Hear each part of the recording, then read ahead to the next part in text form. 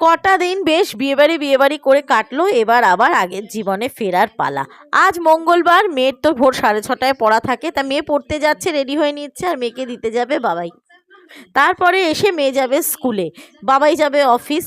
তাড়াতাড়ি রান্নাঘরে এসে রান্না চাপিয়ে দিলাম। আজকে করতে হবে 2 রকমের রান্না। আমার নিরামিষ, বুধবার যেহেতু শিবরাত্রি আছে, আর মেয়ে আর ওর বাবাকে করে দেবো মাছের ঝোল।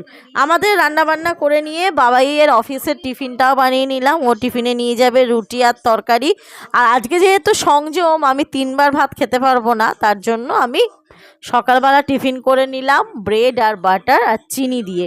মাঝে মাঝে এদিক ওদিক টিফিন খেতে ভালোই লাগে, তবে আমার একটু ভাত খেতেই ভালো লাগে। তা যাই হোক, টিফিন করে নিয়ে এবার বাবাইকেও খেতে দিয়ে দিলাম। বাবাই যাবে যেহেতু অফিসে, আর আমি ডাইনিং টেবিলে খাবো না বলে আমি ঘরে খেয়ে নিয়েছিলাম। দুপুরে আমি খেয়ে নিলাম টমেটো সিদ্ধ, আলু সিদ্ধ আর বাঁধাকপির বড়া।